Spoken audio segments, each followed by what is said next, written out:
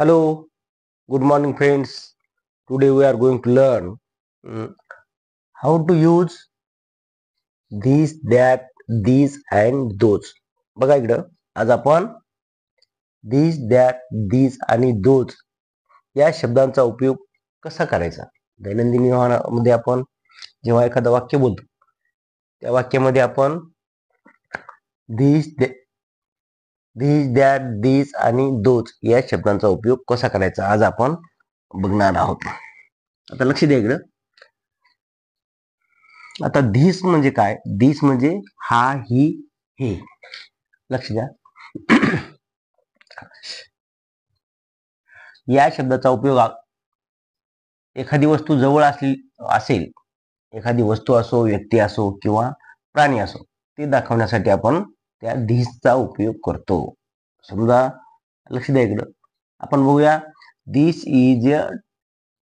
Is a dog म्हणजे काय रे? तर हा कुत्रा आहे, तो आहे जवळ. आता बघा दुसरा आहे.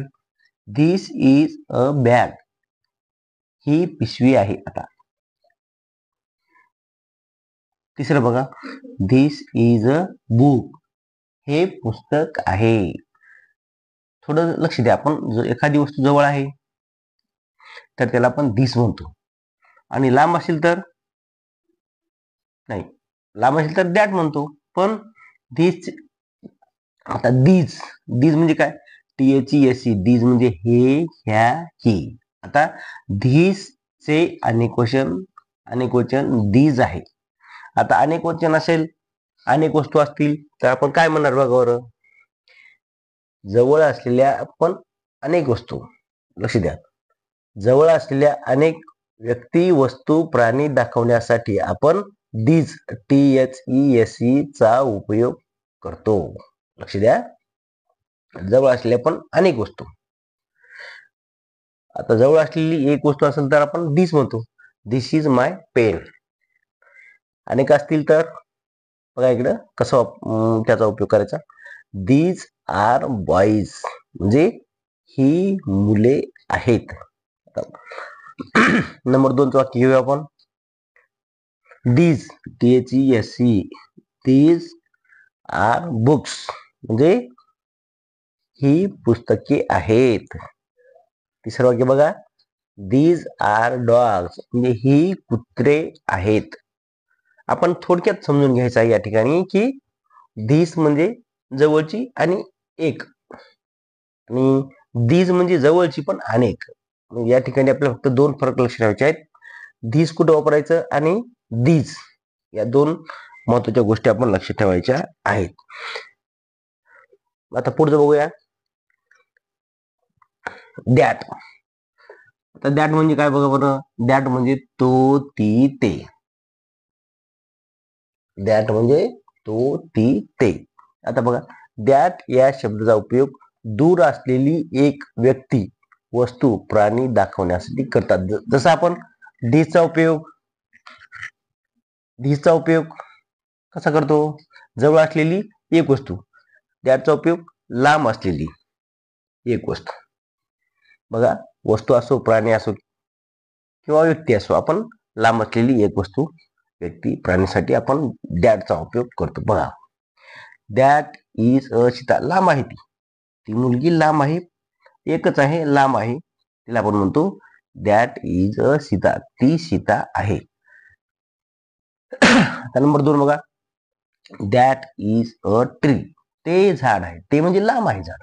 जवळ असेल तर दिस म्हणतो आपण, दिस इज अ ट्री. लांब असेल तर दॅट इज अ ट्री. आता तिसरं वाक्य बघा. That is a cat. That म्हणजे ती लांब आहे, जवळ असेल तर दिस म्हणलं असतो आपण, ती लांब असल्यामुळं दॅट इज अ कॅट, ती मांजर आहे. आता पुढचं बघूया. दॅटचे अनेक वचन असलेलं दोज आहे. दोज म्हणजे ते, त्या, ती. आता दोज या शब्दाचा उपयोग दूर असलेल्या अनेक व्यक्ती, वस्तू, प्राणी दाखवण्यासाठी आपण करतो. आता पहा, दॅट म्हणजे काय रे? नाही, दॅट म्हणजे तो, ती, ते, आणि दोज म्हणजे ते, त्या, ती. आता बघा इकडं. Those are boys, those are boys. आता इथे बघा, ती मुले आहेत. दुसरं वाक्य पहा, दोज आर ट्रीज, ती झाडे आहेत. आता पुढचं आहे दोज आर ऑक्सेन, दोज आर ऑक्सेन म्हणजे ते बैल आहेत. आपल्याला या ठिकाणी समजलं असेल की दॅट म्हणजे तो, ती, ते, परंतु दोज म्हणजे काय, तर दोज म्हणजे लांब असलेली परंतु दूर असलेल्या अनेक व्यक्ती किंवा वस्तू किंवा प्राणी यासाठी आपण त्याचा वापर करत असतो. आता हे आपल्याला दैनंदिन व्यवहारामध्ये असे दीज, दॅट, दीज, दोज याचा वापर करत असताना आपल्याला वाक्य लक्षात आले पाहिजे. धीस म्हणजे जवळचे, दॅट म्हणजे तो, ती, ते असे म्हणजे जवळचे आणि लांबचे. या ठिकाणी आपल्याला शब्दाचा उपयोग त्या वाक्यामध्ये करता आला पाहिजे.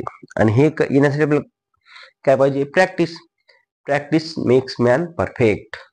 जोपर्यंत आपण सराव करत नाही तोपर्यंत आपल्याला इंग्रजी येणार नाही. इंग्रजी काय तेवढी अवघड नाही, परंतु दररोज आपण जर हे प्रॅक्टिस केली तर आपल्याला ती येऊ शकते.